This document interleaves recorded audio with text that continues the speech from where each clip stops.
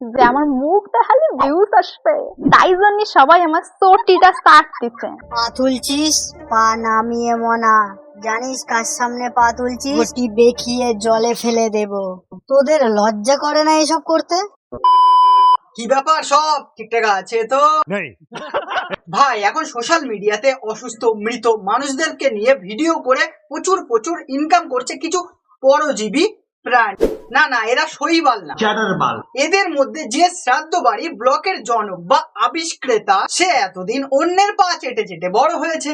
এখন সে তার পা অন্যদেরকে পা তুলে চাটতে বলছে, আবার সে তাদেরকে ম্যাগি ম্যাগি বলে গালাগাল করছে। তাই ভাবলাম আজকে এদেরকে নিয়েই হোক। তো চলো শুরু করি, কিন্তু তার আগে আমার গুরুজনেরা ও ছোট্ট ছোট্ট ভাই বোনেরা, এই ভিডিওটা তোমাদের জন্য না, তো স্কিপ করে দাও। আর যারা দেখছো এখন হেডফোনটা গোজো নেই, টুক করে হেডফোনটা গুজে নাও। সো আর নেব না বেশি চাপ, এদেরকে দেবো আজকে ঠাপ।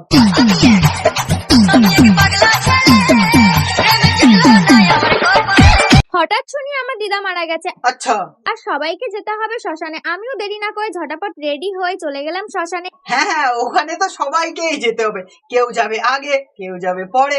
নিঃসন্দেহে তুই ঠিক কথা বলেছিস। আর চলো আমার দিদা মারা যাওয়ার আর শ্মশানের ব্লগটা তোমাদের সাথে শেয়ার করি। হ্যাঁ হ্যাঁ, আমরা তো তার জন্যই বসে আছি না, শুরু করো। আমি ভেবেই পাচ্ছিলাম না কোন ড্রেসটা পরবো।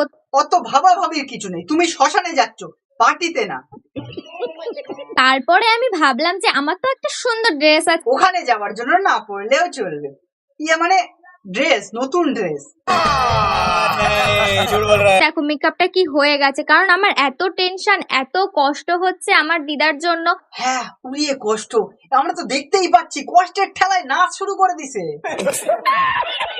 আমি আর কিছুই করতে পারছিলাম না। আর ওইদিকে আমি ভাবছিলাম দিদাকে না নিয়ে চলে যা। না না, যাবে না, তোমার যতক্ষণ না সাজ কমপ্লিট হচ্ছে ততক্ষণ রেখে দেবে, তারপরে নিয়ে যাবে। তুমি একটা বিশাল ইম্পর্টেন্ট জিনিস তো, তাই তোমার জন্য রেখে দেবে। থু।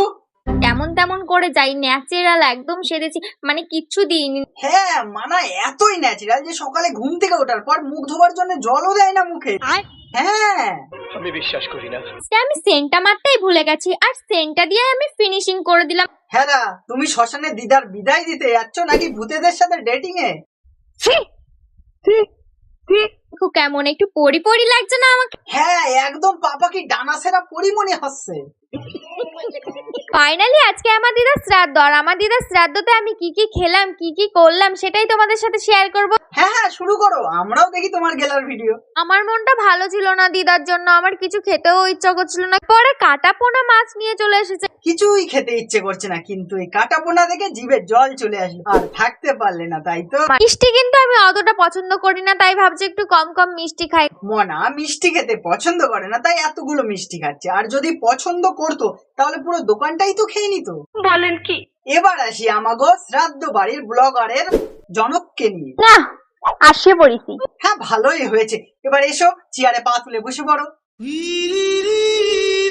আরে আরে আরে, আমি পা তুলে চেয়ারে বসতে বলেছি, আমি পা তুলে অন্য কিছু দেখাতে না।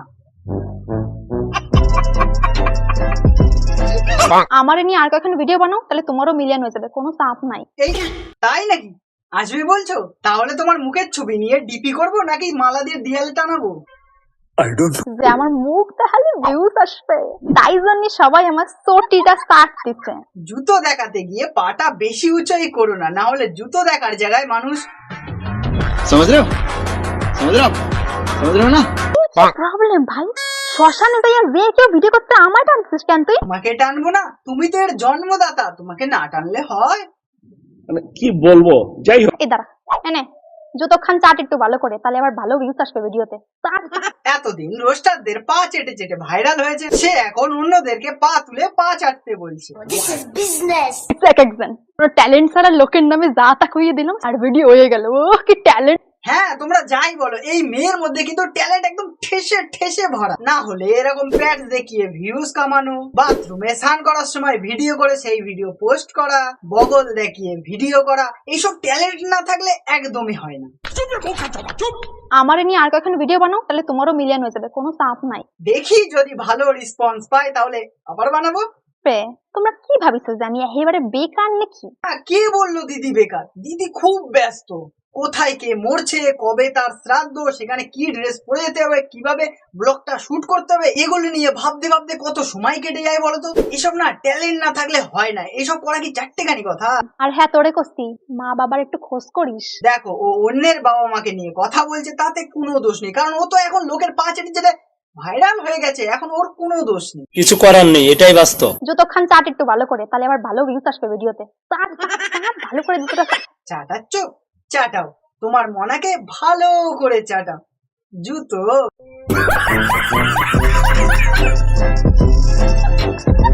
সো আজকের ভিডিও এই পর্যন্ত। এই ভিডিও যদি তোমাদের ভালো লেগে থাকে, জানো কি করতে হবে, একটা লাইক, কমেন্ট, শেয়ার আর সাবস্ক্রাইব করতে ভুলো না, প্লিজ সাবস্ক্রাইবটা করে দিও। আর একটা কথা, এই ভিডিওটা কিন্তু বানিয়েছি আমি শুধুমাত্র এন্টারটেনমেন্টের জন্য। তো ভিডিওটা দেখো আর মজা নাও, কাউকে হেট করার দরকার নেই। তো দেখাবে নতুন একটা ইন্টারেস্টিং ভিডিও, মজাদার ভিডিও। ততক্ষণে যাবে টাটা, গুড